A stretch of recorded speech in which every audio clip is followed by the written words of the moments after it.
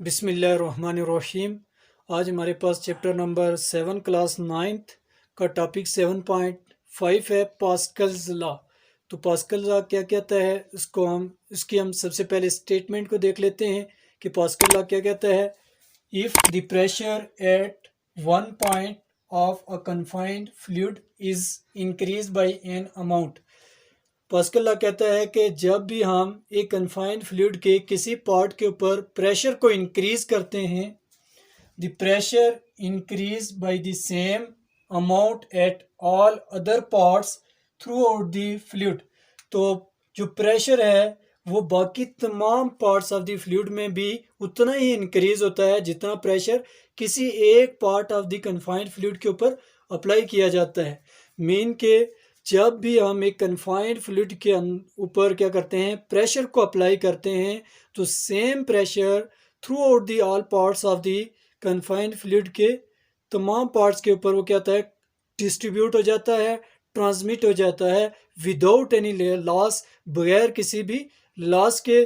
तो जो pascal law है इसकी जो हमारे पास एप्लीकेशंस हैं उनको हम डिस्कस कर लेते हैं स्टूडेंट्स। एप्लीकेशन हमारे पास पास्कल लॉ की हैं। Applications of pascal law. तो पास्कल लॉ की एप्लीकेशन में हमारे पास सबसे पहले है हाइड्रोलिक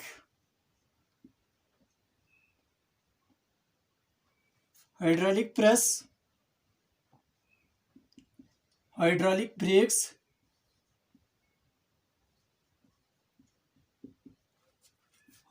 ब्रेक्स, और थर्ड वन कार होइस्ट।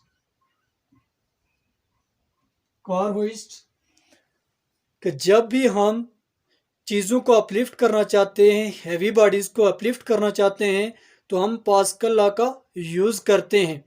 तो इसकी बेटर अंडरस्टैंडिंग के लिए, पास्कल लॉ की बेटर अंडरस्टैंडिंग के लिए हम कंसीडर कर लेते हैं दो इंटरकनेक्टेड सिलेंड्रिकल चेम्बर्स कंसीडर करते हैं यहाँ पे स्टूडेंट्स।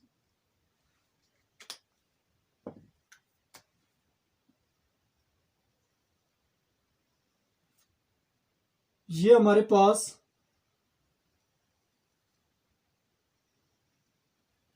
दो इंटरकनेक्टेड सिलेंड्रिकल चेम्बर्स हैं और इन चेम्बर्स को फिल कर लेते हैं विद लिक्विड के साथ इक्वल लेवल तक इन इंटरकनेक्टेड सिलेंड्रिकल चेम्बर्स को फिल कर लेंगे।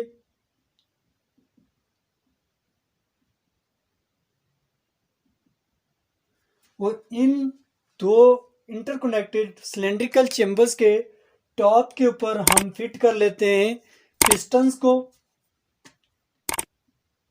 तो ये हमारे पास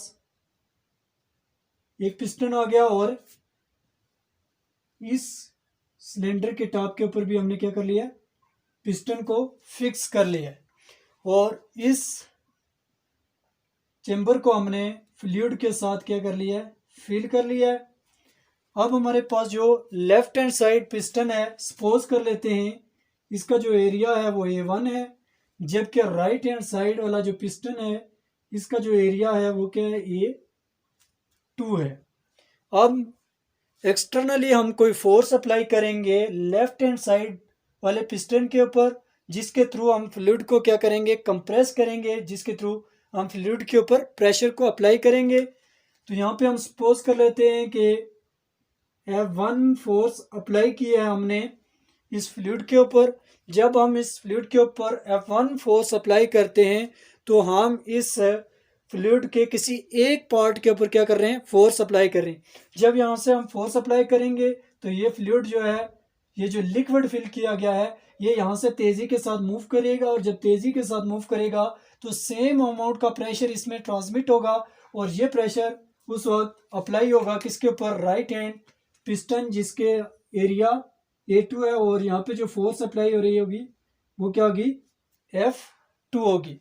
इतनी जितनी अमाउंट का फोर्स हमने क्या किया, एक्सटर्नली अप्लाई की इस फ्लूइड के ऊपर, इतनी फोर्स ये फ्लूइड क्या करेगा, इस राइट हैंड साइड वाले पिस्टन के ऊपर अपवर्ड डायरेक्शन में लगाएगा। तो अगर हम प्रेशर लिखना चाहें इस piston left hand side piston के लिए, तो प्रेशर की वैल्यू यहाँ से हम लिख सकते हैं। प्रेशर हमारे पास स्टूडेंट्स होता है फोर्स पर यूनिट एरिया।